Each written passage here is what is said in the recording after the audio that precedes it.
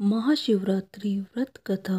महाशिवरात्रि का दिन भगवान शिव के आशीर्वाद को प्राप्त करने का दिन है। इस साल महाशिवरात्रि 8 मार्च 2024 को है। इस दिन व्रत रखते हैं और शिव परिवार की पूजा करते हैं। पूजा के दौरान महाशिवरात्रि व्रत कथा को सुनना फलदायी होता है। एक बार माता पार्वती ने भगवान शिव शंकर से पूछा कि आपकी कृपा पाने के लिए कौन सा सबसे सरल व्रत और पूजा है।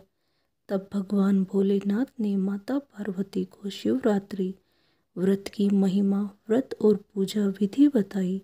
उसके साथ ही उन्होंने महाशिवरात्रि व्रत की कथा भी सुनाई। महाशिवरात्रि व्रत कथा। शिव पुराण की कथा के अनुसार एक गांव में एक शिकारी था जो पशुओं का शिकार करके अपना घर परिवार चलाता था। वह गांव के ही एक साहूकार का कर्जदार था। वह काफ़ी प्रयासों के बाद भी कर्ज से मुक्त नहीं हो पा रहा था। एक दिन क्रोधित होकर साहूकार ने उसे शिव मठ में बंदी बना लिया। उस दिन शिवरात्रि थी।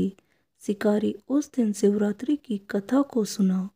शाम के समय में उसे साहूकार के सामने पेश किया गया तो शिकारी ने वचन दिया कि अगले दिन वह सभी कर्ज को चुकाकर मुक्त हो जाएगा।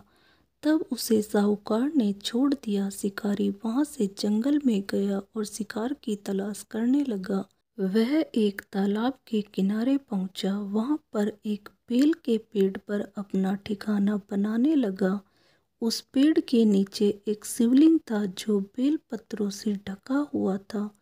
उसे इस बात की जानकारी न थी। बेल वृक्ष की टहनियों को तोड़कर वह नीचे फेंकता गया और बेल पत्र उस शिवलिंग पर गिरते गए।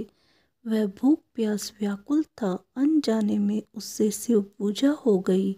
दोपहर तक वह भूखा ही रहा। रात में एक गर्भवती हिरन तालाब में पानी पीने आई। तभी शिकारी उसे मारने के लिए धनुष बाण तैयार कर लिया।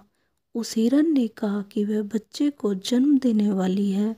तुम एक साथ 2 हत्या न करो। बच्चे को जन्म देकर तुम्हारे पास आ जाऊंगी, तब तुम शिकार कर लेना। यह सुनकर शिकारी ने उसे जाने दिया। कुछ देर बाद एक और हिरन आई तो शिकारी उसका शिकार करने को तैयार हो गया।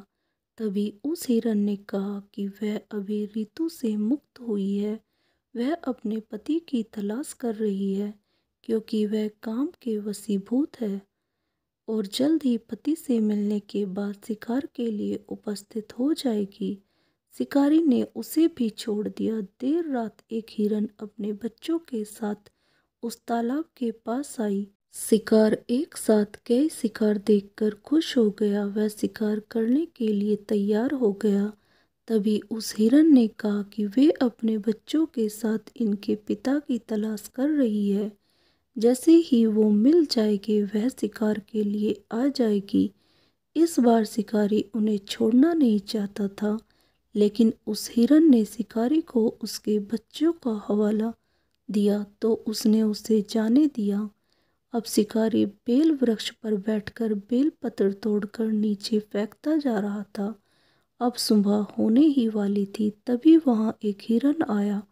शिकार उसे मारने के लिए तैयार था, लेकिन हिरन ने कहा कि इससे पहले 3 हिरन और उनके बच्चों को तुमने मारा है तो उसे भी मार दो, क्योंकि उनका वियोग सहन नहीं होगा।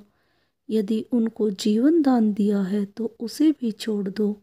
परिवार से मिलकर तुम्हारे समक्ष उपस्थित हो जाऊंगा। रात भर उपवास, रात्रि जागरण और अनजाने में बेलपत्र से शिवलिंग की पूजा के प्रभाव से शिकारी दयालु हो गया था। उसने हिरन को भी जाने दिया। उसके मन में भक्ति की भावना प्रकट हो गई। वह पुराने कर्मों को सोचकर पश्चाताप करने लगा। तभी उसने देखा कि हिरन का पूरा परिवार शिकार के लिए उसके पास आ गया। यह देखकर वह और करुणामय हो गया और रोने लगा। उस शिकारी ने हिरन परिवार को जीवन दान दे दिया और स्वयं हिंसा को छोड़कर दया के मार्ग पर चलने लगा। शिव की कृपा से वह शिकारी तथा हिरण का परिवार मोक्ष को प्राप्त हुआ।